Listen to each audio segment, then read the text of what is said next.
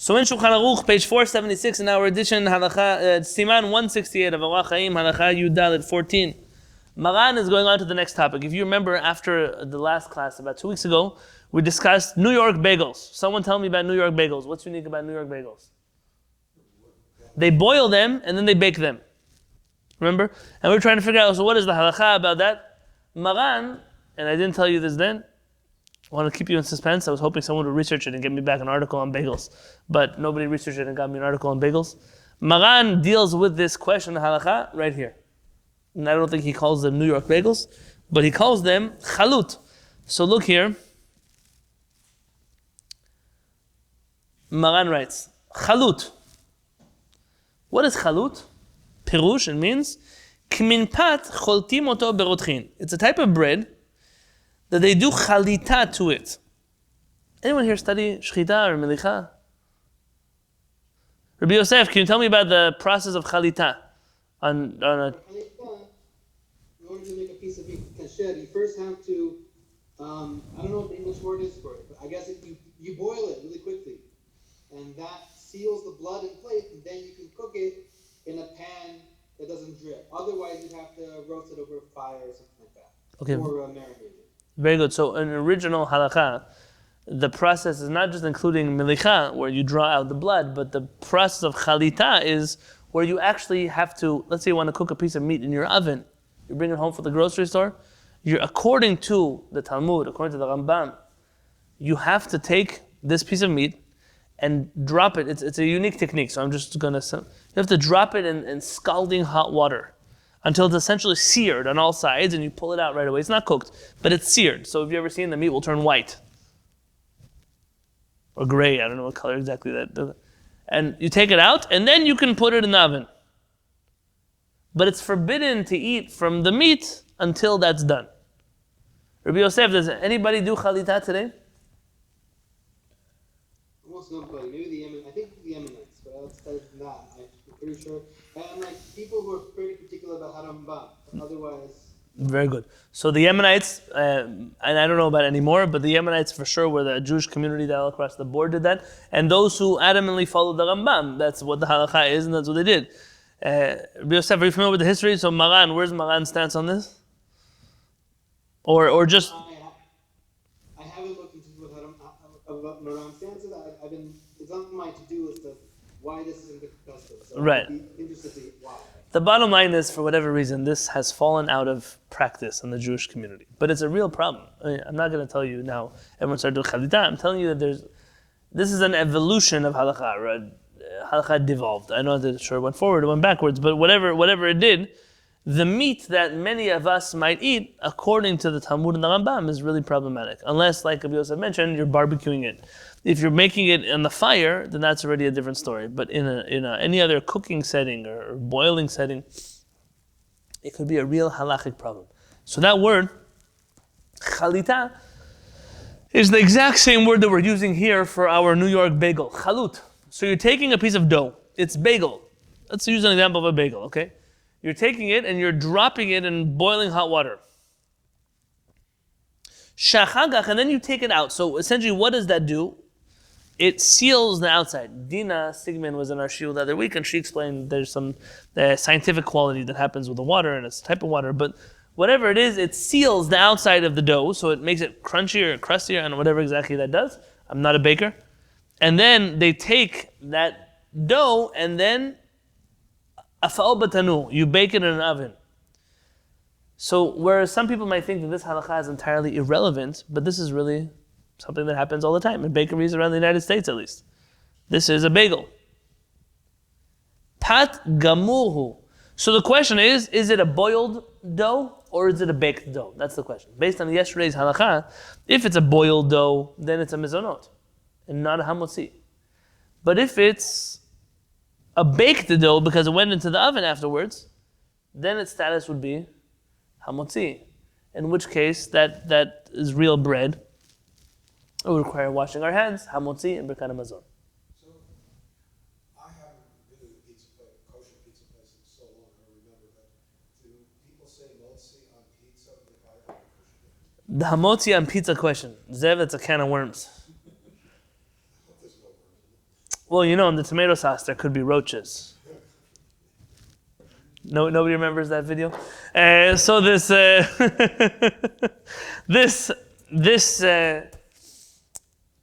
the pizza question is more a pata babakisanin question. Is it bread? Is it not? The bottom line is I wash on pizza. I'll end up pizza. No matter how much pizza, I make a hamotzi on pizza.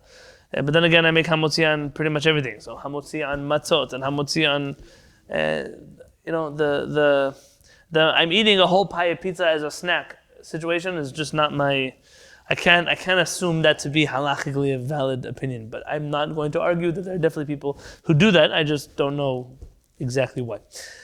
So therefore, says Maran that this dough that you boiled and then baked, hu pad gamuhu, it's complete bread, meaning it's absolutely bread.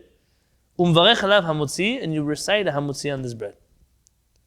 Now the Rama in the little Rashi script, and I was just telling Rabbi Yosef Zarnigian, I don't know why anybody still prints anything with the Rashi script. I'm not sure, but okay. It's to make it harder. I know. And by the way, I think that's half the reason. It's just to make learning more difficult. It really doesn't make much sense why you would make someone's life more difficult than it already is. You know that Rashi didn't write in Rashi Script? This Rashi Script, if my history is correct, is a Sephardic script. It's not an Ashkenazi script. Many Sephardic Chachamim. My grandfather, he used to write in this script. This was his cursive handwriting was this, or very similar to this. In Spanish, they called it letras rabínicas. Very good. That's right. Rabbinic writing. This is the writing of. But in order to graduate rabbinical school in Morocco, you had to know how to write like this. This is. And you look any old documents. Sephardim also have another cursive very similar to this. It's called chatzi kulmus. There's a fancier word for it. Rabbi Yosef, you might know it's in Spanish or Ladino, but there's a fancier word for that chatzi kulmus writing, which nobody really uses. Maybe a few people. The handwriting that you know to be cursive Hebrew is an Ashkenazi script. It's an Ashkenazi script that became standardized Hebrew in Israel in favor of, and so Israel favored that cursive script than the Sephardic cursive script, and the rest is literally history. This Rashi script, Rashi didn't write. So why is it called Rashi script? They printed the Rashi in this script. Very good. So when you print a Chumash, how do you know which part is the Torah and which part is Rashi? The commentaries. So they printed it in a different font, and the other font that they used was this Rashi script. And ever since then, it's called Rashi writing. And it has nothing to do with Rashi as much as everything to do with the printers wanting to differentiate between the top of the page and the bottom of the page, or the side of the page. You sometimes have this problem in the Talmud. There are random segments of Talmud that don't make any sense in context, and you'll see on the side of the page, it will say, this is actually found in a commentary. And when someone copied over the Talmud by hand, they didn't differentiate between the words in the Talmud and the words of the commentary because they were in the same font and they just blurred it all together. It's something that happens. It's an error, but it happens. But now that you have beautiful fonts, and there's all kinds of fonts, and they have laser printing, I don't know why they're still insisting on the most difficult Hebrew font that uses an entirely different alphabet than the one that everybody else is familiar with. Tradition. Very good. That's the answer, Bagel. V'chen davar shebelilato raka. And something which has not a dough consistency, a bread dough, but like a lighter batter.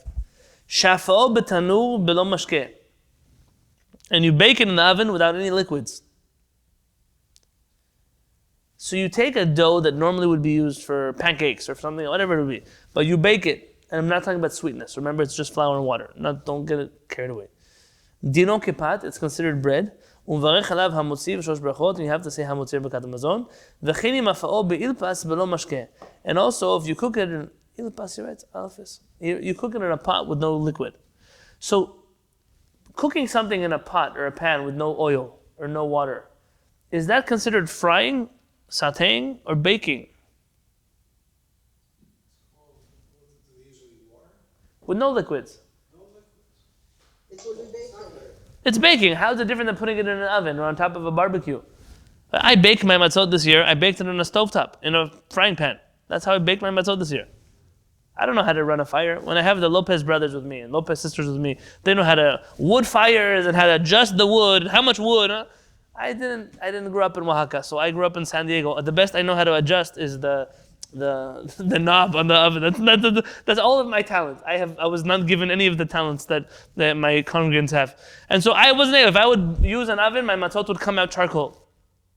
It's true. There's nothing I could do about it. So I used an oven, but that's considered baking. I didn't add oil. I didn't put water. It's baking in a frying pan. You would accept that halacha. ומעט משקה שמושכים בו האילפס שלא יישרף, העיסה לא מקרה משקה. And what if you put a little bit of oil? So forget matzot, because matzot is a whole different story with matzah ashira. Just talk to me about baking. So you're baking something in a pan on the stovetop, but you're just putting a little bit of oil. Why do you put a little bit of oil? So it doesn't stick. What's the problem if it's sticking? It'll burn. So it doesn't burn. Right? So it doesn't burn, it doesn't stick. So you can take it out. Lo mikre mashke. It's not called a liquid. Do you hear that?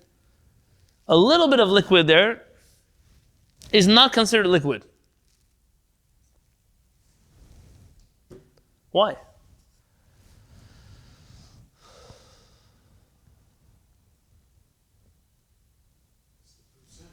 Yeah, it's a numbers game. You're not deep frying it in oil. You only put a little bit of oil, so it's not. Did I fry that bread? No, I didn't fry it. I baked it. So why do you put oil? So it doesn't stick. How many people spray their pans before they bake things in the oven? Are you going to tell them it's not baking, it's frying because they put some oil in the bottom of the pan?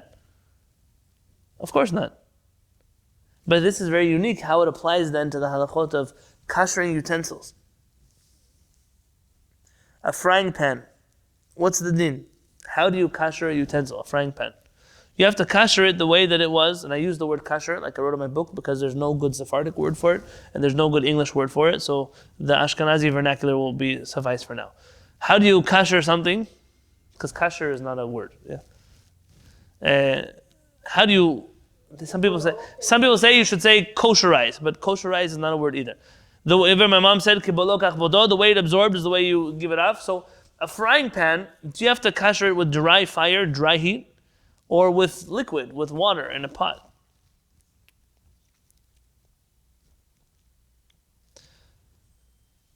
So it depends. It depends if you consider the oil you put in the frying pan baking or cooking.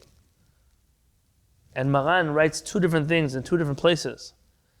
By Pesach and by the regular laws of kashering utensils. And you can go, I wrote in my book, I have a section on this in my book. The bottom line is you can be lenient. If I recall the conclusion, you can be lenient and rely on Hagala instead of Libun. Though Ashkenazim are not so fond of that, you can definitely do that. Most likely, the oil that you're using in your pan, it's not enough to be considered. You could say that it's enough to be considered Hagala and not Libun.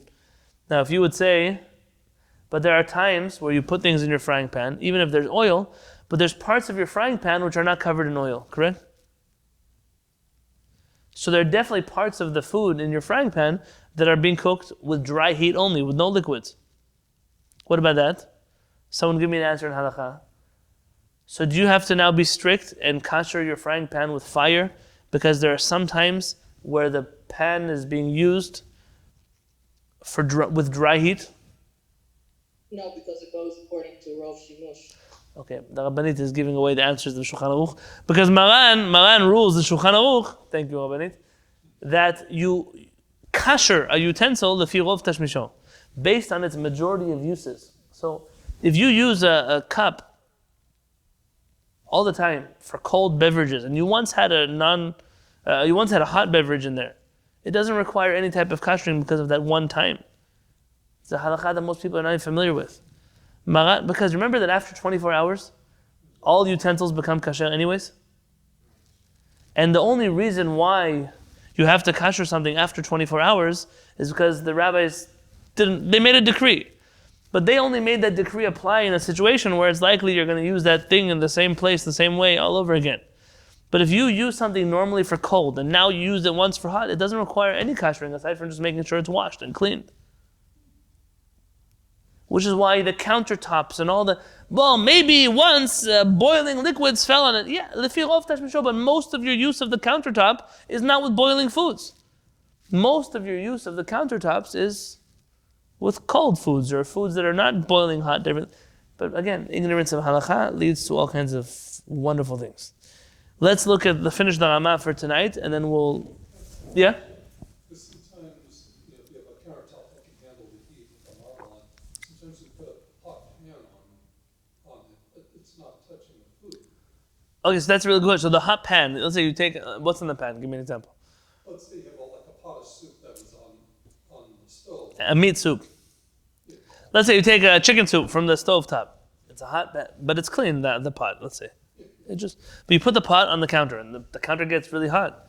Does the flavor of the meat transfer to the countertop because the heat transferred to the countertop? No. If you have two pots on the stove, both of them are closed, right? They're closed, they're not bubbling over. One has meat, one has milk, and they're touching each other. Are they transferring flavor to each other? That's the halakha, that's all. People are very scared of these things. They have separate shelves in the refrigerator for meat and milk. Don't laugh. I know people like that. That's not halakha. It's ignorance entirely into how flavor to transfer. So Baruch, the countertop is fine. Meaning, the meat and dairy countertops, really, the pot cannot make the countertop meat or dairy. It's just a pot. And that's all it is, even if it has boiling hot meat inside of it. I just laugh because I can see the fridge. It's more likely something's going to spill from one shelf To the next, and then right next to each other, right? Very good. Yeah, what was that? Rabbi Moshe Feinstein has a teshuvah where he says if you're on a crowded bus, is it better to stay standing next to a bunch of women or sitting in a chair next to a lady?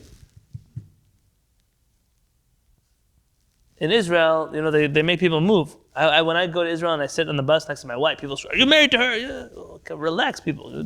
First off, yes, I am married to her. Okay, just for the record. But my wedding certificate, also my ketubah, whatever to show you. But this question, Rabbi Moshe Feinstein says, when you sit in a chair, you can make sure you just sit in a chair. You don't move anywhere. You don't touch anybody. So you're standing in the bus, and the bus stops, and everybody flies on each other. So it's like your example of the refrigerator shelf and spilling. Mechila, I don't mean to offend anybody with that. Uziah Ovadia, you had a question. Yeah, now that you're talking about that, if you use a microwave of a non-Jew, you got your food cover and all this stuff, do you need to pasteurize or dip into the mikvah your pot because it has contact with, let's say, pig oil or something that was in the microwave? You left me a voicemail about this, didn't you? Yeah. Don't worry, it doesn't mean you're on my non-essential list. It just means that you left it for me within the last week and I didn't get to it yet. Why don't you do this? Let me finish this Rama and I'll answer the question and the question part here. Okay, so don't leave. Rama finishes off. If you have something that is of liquidy consistency, it's not a dough consistency, and you fry it in a liquid, the kuli alma lav lechem. Well, according to everybody, it's not bread. So, whatever you'd be making with oil from a batter in your oil, and it's not bread, it's not bread. We will continue this on. There's no Monday Kala, there's no Tuesday Kala. So we'll continue this in 2 weeks. B'ezrat Hashem, we'll take this halakha apart with details. B'ezrat Hashem, the next time we meet for Kala. I ask you, please don't forget. Remember to, maybe before you come to Shiur next time, so you don't have to run through all of Magan again, just look over Siman 168:14 before you come to the next Shiur, so we'll be able to get that all down together.